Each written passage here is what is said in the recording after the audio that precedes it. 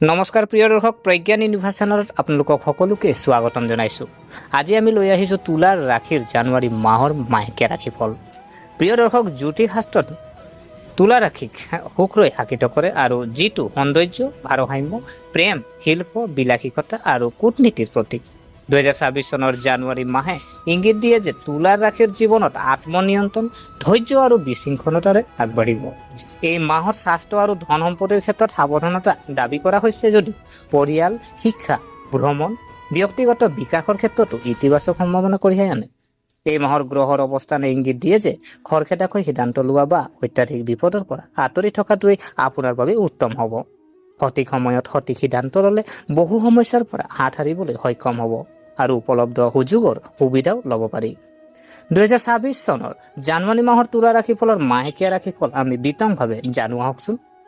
আৰ্থিক পৰিস্থিতি হওক, চাকৰি, ব্যৱসায়, কেৰিয়াৰ, শিক্ষা, স্বাস্থ্য, ভ্ৰমণ, পাৰিবাৰিক জীৱন, প্ৰেম সম্পৰ্ক, প্ৰতিকাৰ আৰু বিশেষ সাৱধানতা।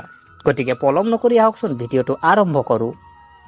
প্ৰিয় দৰ্শক, গ্ৰহৰ প্ৰৱেশ আৰু জ্যোতিষীয় দৃষ্টিভংগী যদি চোৱা হয় 2026 চনৰ জানুৱাৰী মাহত সূৰ্য, বুধ, শুক্ৰ, মংগল, বৃহস্পতি আৰু শনি সকলোৱে নিজ নিজ অৱস্থানৰ জৰিয়তে তুলা ৰাশিত প্ৰভাৱ পেলাব।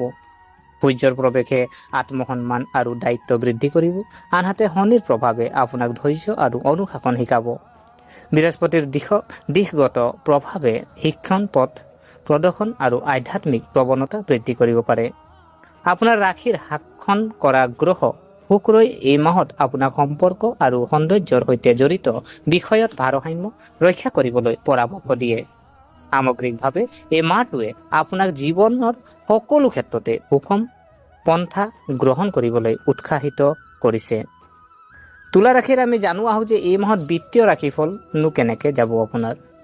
আৰ্থিক দৃষ্টিকোণৰ পৰা 2026 চনৰ জানুৱাৰী মাহটো তুলা ৰাশিৰ বাবে প্ৰত্যাহ্বানমূলক যদিও পৰিচালনাযোগ্য হ'ব। এই সময়ছোৱাত আয় আৰু খৰচৰ ভাৰসাম্য ৰক্ষা কৰাটো আপোনাৰ শীৰ্ষ অগ্ৰাধিকাৰ হ'ব লাগে। অনিয়ন্ত্ৰিত অপ্ৰয়োজনীয় খৰচে আৰ্থিক চাপ বৃদ্ধি কৰিব পাৰে। এতিয়াৰ বাবে নতুন বিনিয়োগ, ষ্টক মাৰ্কেট, ক্ৰিপ্টো বা যিকোনো ডাঙৰ ব্যৱসায়িক উদ্যোগত বিনিয়োগ কৰাটো এৰাই চলাটো বুদ্ধিমানৰ কাম হ'ব। যদি ইতিমধ্যে আপোনাৰ বিনিয়োগ চলি আছে তেন্তে ধৈৰ্য ধৰিব আৰু খৰখেদাকৈ পৰিৱৰ্তনৰ পৰা বিৰত থাকক। শিল্প, লেখা, ডিজাইন, ফেশ্বন, সংগীত বা সৃষ্টিশীল ক্ষেত্ৰৰ সৈতে জড়িতসকলে এই মাহত পথ প্ৰদৰ্শন আৰু সমৰ্থন দ্বাৰা উপকৃত হ'ব পাৰে। ঋণ বা ঋণৰ সৈতে জড়িত বিষয়ত সাৱধান হওক। কাৰোবাক ধন ধাৰে দিয়াৰ আগতে ভালদৰে চিন্তা কৰক। মাহৰ শেষৰ ফালে কথাবোৰ সামান্য উন্নত হ'ব পাৰে, কিন্তু তথাপিও ৰিস্ক লোৱাৰ পৰা বিৰত থাকক। তুলা ৰাশিৰ কেৰিয়াৰ আৰু ব্যৱসায়ৰ ৰাশিফল যদি চাওঁ যে এই জানুৱাৰী মাহটো যিহেতু তুলা ৰাশিৰ কেৰিয়াৰ আৰু ব্যৱসায়নো কেনেকৈ যাব। যদি চোৱা হয় এই মাহত নিয়োজিত তুলা ৰাশিৰ বাবে মিশ্ৰিত ফলাফল আহিব। কৰ্মক্ষেত্ৰত সহযোগিতা আৰু বিৰোধিতা দুয়োটাৰে পৰিস্থিতিৰ সৃষ্টি হ'ব পাৰে। সহকৰ্মী বা ঊৰ্ধ্বতন বিষয়াৰ সৈতে মতানৈক্যৰ সৃষ্টি হ'ব পাৰে। গতিকে আপোনাৰ বাক্য আৰু আচৰণ নিয়ন্ত্ৰণ কৰাটো অতি প্ৰয়োজনীয় হ'ব। ব্যৱসায়ৰ লগত জড়িতসকলৰ বাবে এইটো সংযম কৰাৰ সময়। যিকোনো নতুন প্ৰকল্প, অংশীদাৰিত্ব বা সম্প্ৰসাৰণৰ পৰিকল্পনা কিছু সময়ৰ বাবে পিছুৱাই দিয়াটোৱেই উত্তম হ'ব। দিশ সিদ্ধান্ত বা খৰখেদাকৈ কৰা চুক্তিৰ ফলত লোকচানৰ সৃষ্টি হ'ব পাৰে। ভ্ৰমণে আংশিক সুবিধা আনিব, বিশেষকৈ পশ্চিম দিশলৈ যাত্ৰা, যিয়ে ব্যৱসায়িক যোগাযোগ শক্তিশালী কৰিব পাৰে। অৱশ্যে আইনী নথিপত্ৰ আৰু চুক্তিসমূহ ভালদৰে পঢ়াটো গুৰুত্বপূৰ্ণ হ'ব। তুলা ৰাশিৰ কেৰিয়াৰ আৰু শিক্ষাৰ ৰাশিফল যদি চোৱা হয় এই মাহত আপোনাৰ কেৰিয়াৰ হওক বা শিক্ষাৰ ৰাশিফলটোনো কেনেকৈ যাব আমি জানো আহকচোন। যিহেতু প্ৰতিযোগিতামূলক পৰীক্ষাৰ বাবে প্ৰস্তুতি চলাই থকা ছাত্ৰ ছাত্ৰীৰ আৰু তুলা ৰাশিৰ বাবে এই মাহটো চাহিদা হ'ব।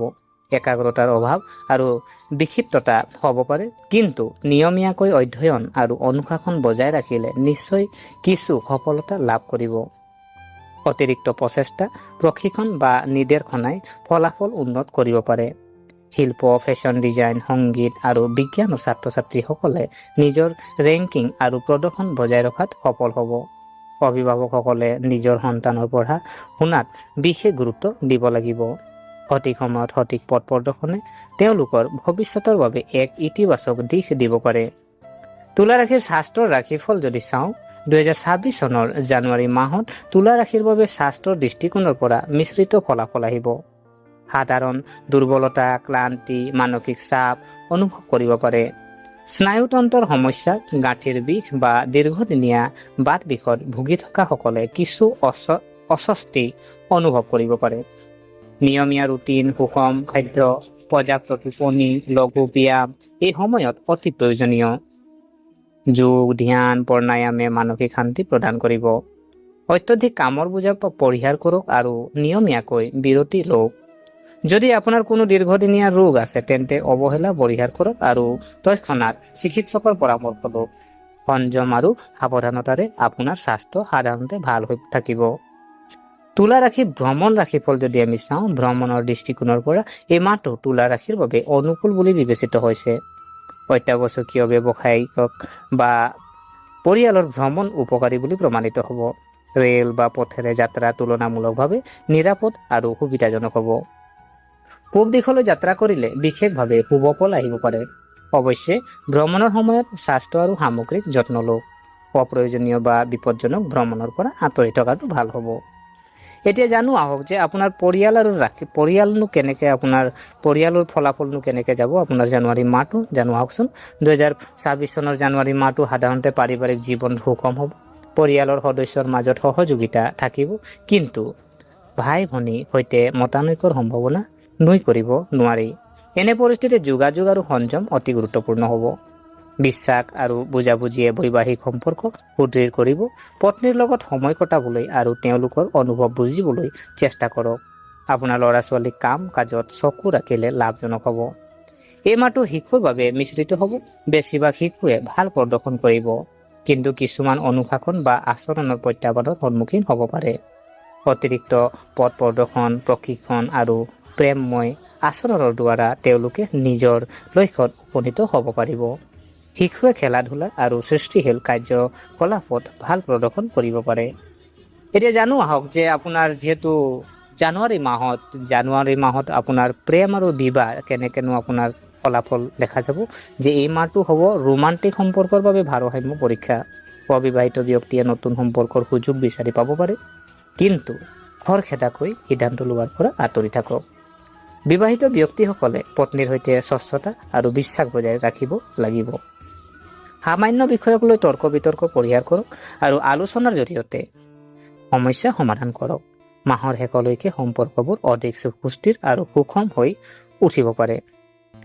এতিয়া জানো আহক যে যিহেতু আপোনাৰ জ্যোতিষৰ প্ৰতিকাৰনো আপুনি কি কৰিব, যিটোত নেকি আপোনাৰ ফলাফলখিনি আপোনাৰ সুফল পায়। শুক্ৰবাৰে লক্ষ্মী দেৱী আৰু শুক্ৰ গ্ৰহক পূজা কৰক। বগা বস্তু যেনে চাউল, গাখীৰ বা কপোৰ দান কৰক। ওম শুক্ৰায় নম মন্ত্ৰ 108 বাৰ আপুনি জপ কৰক। খং আৰু খৰখেদা পৰিহাৰ কৰক। সুষম আচৰণ গ্ৰহণ কৰক। নিয়মীয়া ধ্যান আৰু যোগাসন কৰক। 2026 চনৰ জানুৱাৰী মাহটো তুলা ৰাশিৰ বাবে সংযম, ধৈৰ্য আৰু ভাৰসাম্যৰ মাহ। বিত্ত আৰু স্বাস্থ্যৰ ক্ষেত্ৰত সাৱধানতা অৱলম্বন কৰাটো প্ৰয়োজনীয় যদিও পৰিয়াল, শিক্ষা, ভ্ৰমণ, ব্যক্তিগত বিকাশৰ ক্ষেত্ৰতো ইতিবাচক ফলাফল দেখা যায়। সঠিক দিশত কৰা প্ৰচেষ্টা আৰু বিচক্ষণ সিদ্ধান্ত এই মাহত আপোনাক সফল কৰি তুলিব পাৰে।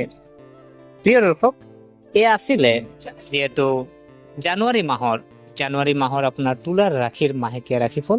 গতিকে আশা কৰিছোঁ আপোনালোকে ভিডিঅ'টো চাই ভাল পালে। যদি এই ভিডিঅ' আপোনাক কিঞ্চিত মানুহ লাভান্বিত কৰিলে তেনেহ'লে ভিডিঅ'টো লাইক কৰিব, শ্বেয়াৰ কৰিব আৰু আপোনালোকে পাৰিলে কমেণ্ট কৰিব। আৰু আমাৰ চেনেলটো যদিহে আপোনালোকে ছাবস্ক্ৰাইব কৰা নাই, অনুগ্ৰহ কৰি ছাবস্ক্ৰাইব কৰি আমাক উৎসাহিত কৰিব বুলি আশা থাকিলে পুনৰ লগ পোৱাৰ প্ৰতিশ্ৰুতিৰে আজিলৈ আমি বিদায় মাগিলোঁ। ধন্যবাদ।